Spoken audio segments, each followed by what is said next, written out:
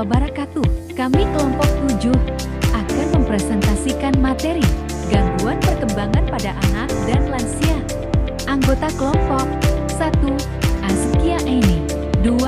Baldatun Putri 3. Dinda Yulian Fajarani. Yang pertama, pendahuluan. Gangguan perkembangan dapat dialami pada dua fase kehidupan yang sangat rentan, yaitu masa kanak-kanak dan masa lanjut usia. Pada anak, gangguan ini biasanya terdeteksi sejak dini melalui milestone tumbuh kembang, sedangkan pada lansia berkaitan dengan penurunan fungsi akibat penuaan.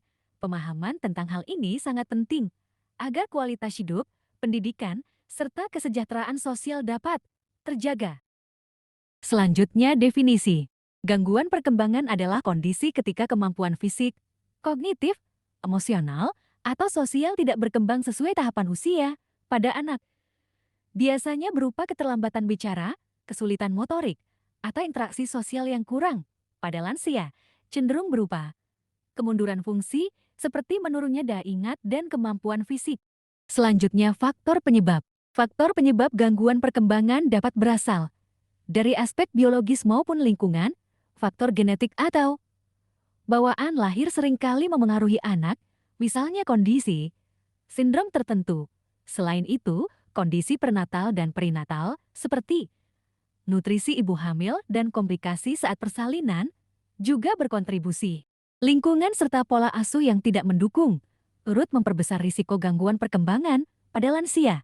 Penyakit kronis dan gaya hidup tidak sehat menjadi faktor utama yang mempercepat penurunan fungsi tubuh dan kognitif. Selanjutnya, gangguan perkembangan pada anak. Anak merupakan kelompok usia yang sangat rawan mengalami gangguan perkembangan. Beberapa bentuk yang sering ditemui antara lain. Yang pertama, ada keterlambatan bicara dan bahasa. Anak yang punya gangguan perkembangan biasanya telat ngomong atau kosakatanya terbatas banget.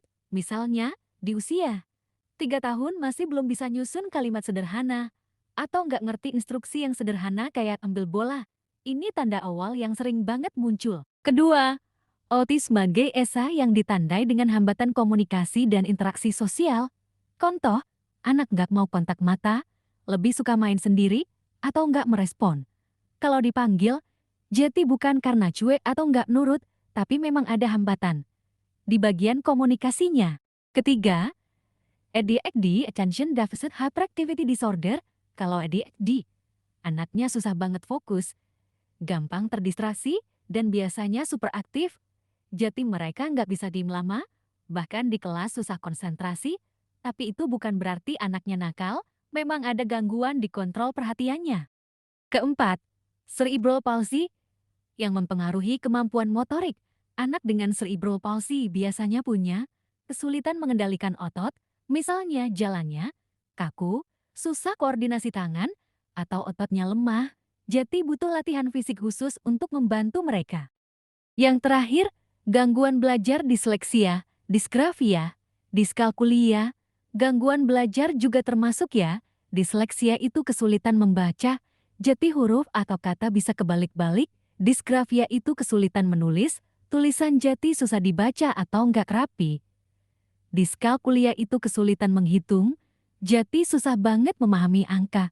Anak dengan kondisi ini biasanya kesulitan mengikuti pelajaran di sekolah. Selanjutnya, gejala pada anak. Gangguan perkembangan pada anak dapat dikenali dari tanda-tanda seperti terlambat berbicara atau memahami instruksi sederhana, sulit fokus dan sangat aktif, tidak merespon saat dipanggil atau sulit berinteraksi sosial, keterlambatan motorik seperti berjalan atau menggunakan tangan. Selanjutnya, dampak pada anak. Dampak pada anak, jika tidak segera ditangani, gangguan perkembangan dapat menyebabkan anak mengalami kesulitan belajar, rendahnya kepercayaan diri, hingga risiko terisolasi secara sosial. Hal ini juga bisa menimbulkan beban psikologis maupun finansial bagi keluarga. Misalnya, anak yang telat bicara bisa kesulitan ngikutin pelajaran di sekolah karena belum bisa nangkep instruksi guru dengan baik. Dari situ, otomatis mereka bisa jadi minder, ngerasa kok aku beda ya sama teman-teman yang lain. Nah, rasa minder itu kalau terus dibiarkan, bisa bikin anak menarik diri, nggak mau main sama teman, akhirnya malah jadi terisolasi secara sosial. Selain itu, keluarga juga kena dampaknya. Orang tua pasti kepikiran, merasa stres mikirin kondisi anaknya. Ditambah lagi, kalau harus terapi rutin atau perawatan khusus, tentu ada beban finansial juga karena biayanya nggak murah. Jadi, efeknya tuh nyambung-nyambung, bukan cuma ke anak tapi juga ke keluarga. Jadi makin cepat ditangani, makin kecil dampaknya, itu kenapa intervensi dini sangat penting. Selanjutnya penanganan anak. Intervensi sejak dini sangat penting untuk meminimalisir dampak gangguan perkembangan. Intervensi sejak dini sangat penting untuk meminimalisir dampak gangguan perkembangan, jadi kunci utama penanganan gangguan perkembangan pada anak itu harus dilakukan sejak dini. Kalau anak udah kelihatan ada gejala telat bicara atau gangguan motorik, jangan nunggu sampai besar, tapi langsung ditangani, semakin cepat, hasilnya makin bagus. Terapi wicara dan terapi okupasi, kalau anaknya telat ngomong, bisa dibantu lewat terapi wicara, jadi ada latihan khusus biar anak bisa belajar komunikasi. Kalau terapi okupasi itu lebih ke melatih anak supaya bisa melakukan aktivitas sehari-hari, misalnya makan sendiri, pakai baju, atau pegang alat tulis. Kemudian, fisioterapi untuk masalah motorik. Buat anak yang punya gangguan gerakan atau motorik, kayak jalannya telat atau susah koordinasi, bisa ikut fisioterapi. Ini semacam latihan fisik supaya otot dan gerakan anak lebih terkontrol. Kemudian juga ada terapi perilaku, misalnya AB untuk otisme. Kalau anak dengan otisme, ada terapi perilaku namanya ABA. Terapi ini membantu anak belajar pola perilaku yang lebih adaptif. Misalnya, cara respon ketika dipanggil, cara bersosialisasi, dan cara mengurangi perilaku yang mengganggu. Yang terakhir, dukungan keluarga dan pendidikan inklusif. Yang terakhir, nggak kalah penting adalah support dari keluarga. Anak bakal lebih berkembang kalau lingkungan rumahnya suportif, penuh kasih sayang, dan sabar. Selain itu, sekolah inklusif juga bisa bikin anak tetap belajar bareng teman-teman lain, jadi mereka nggak merasa terasing. Selanjutnya, gangguan perkembangan pada lansia. Pada lansia, gangguan perkembangan lebih banyak terkait dengan proses degeneratif, beberapa contohnya. Yang pertama ada demensia termasuk Alzheimer. Nah, di mana demensia itu kondisi di mana lansia mengalami penurunan fungsi otak, terutama daya ingat dan kemampuan berpikir. Alzheimer adalah salah satu bentuk demensia yang paling sering terjadi. Biasanya ditandai dengan lupa parah, bingung, sampai kesulitan mengurus diri sendiri. Yang kedua, mild cognitive impairment (MC). MC ini bisa dibilang tahap awal sebelum demensia. Jadi lansia sudah mulai sering lupa atau kesulitan fokus, tapi belum separah Alzheimer. Kalau nggak ditangani, MCI bisa berkembang jadi demensia. Yang ketiga, Parkinson yang memengaruhi gerakan motorik. Kalau Parkinson lebih ke fisik, lansia dengan Parkinson biasanya tangannya tremor atau gemetar. Jalannya pelan dan kaku, bahkan susah menjaga keseimbangan, jadi aktivitas sehari-hari bisa sangat terganggu.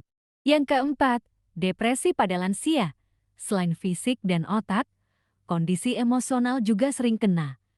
Lansia bisa merasa kesepian, nggak punya semangat, atau kehilangan minat terhadap aktivitas yang dulu disukai.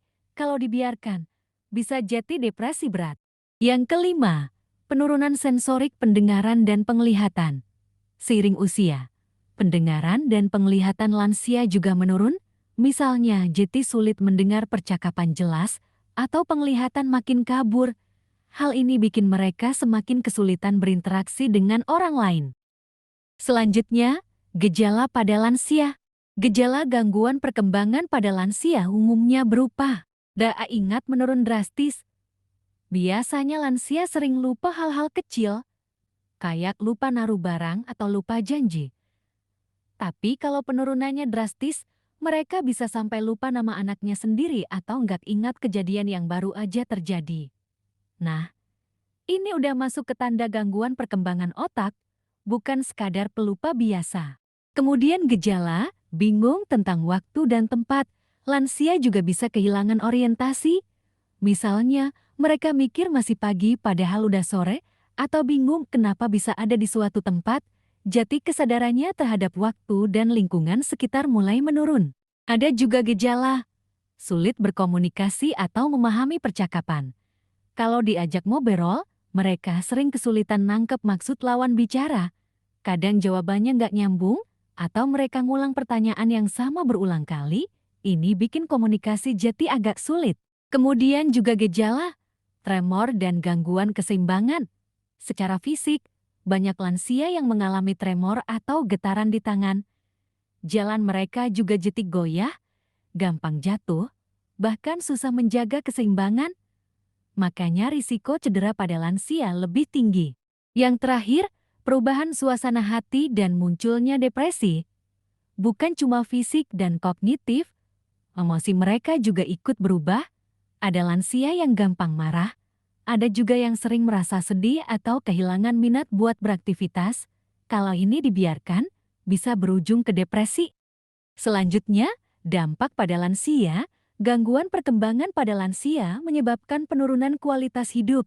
Banyak lansia menjadi tergantung pada orang lain dalam aktivitas sehari-hari, lebih rentan jatuh atau cedera, dan keluarga menanggung beban emosional maupun ekonomi. Selain bikin kualitas hidup turun, gangguan pada lansia juga sering bikin mereka kehilangan rasa percaya diri, kesepian, bahkan merasa nggak berguna.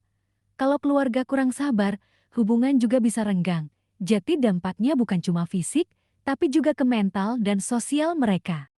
Selanjutnya, penanganan lansia. Tips ada terapi yang benar-benar menyembuhkan, namun langkah-langkah ini dapat memperlambat penurunan fungsi, seperti stimulasi otak melalui membaca, menulis, atau puzzle. Jati dengan melatih otaknya lewat kegiatan sederhana kayak baca buku, nulis catatan harian, atau main puzzle.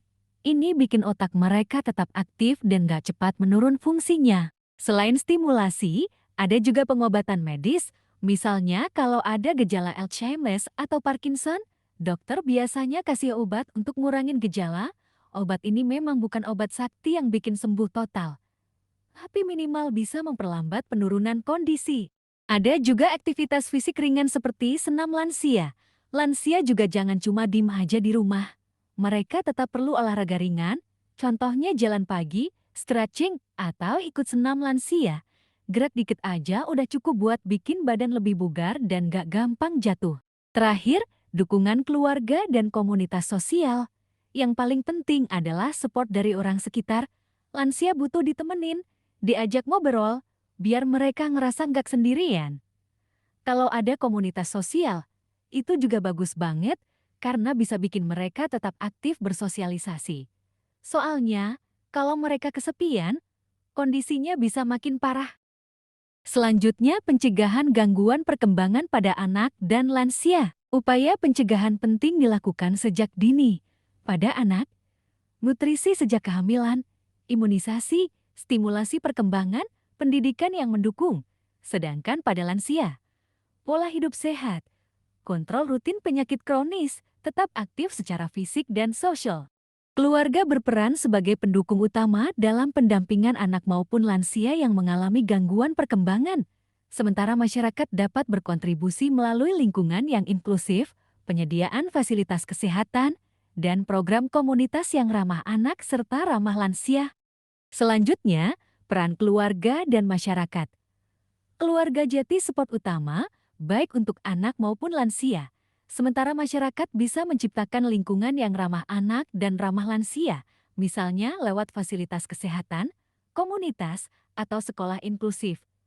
Intinya, gangguan perkembangan bukan cuma urusan pribadi atau keluarga, tapi tanggung jawab sosial kita semua. Jadi kesimpulannya, gangguan perkembangan itu bisa muncul baik pada anak maupun lansia. Dengan penyebab, gejala, dampak, dan penanganan yang berbeda. Tapi, pencegahan sejak dini dan dukungan keluarga serta masyarakat sangat penting supaya kualitas hidup tetap terjaga. Demikianlah presentasi dari kelompok kami mengenai gangguan perkembangan pada anak dan lansia.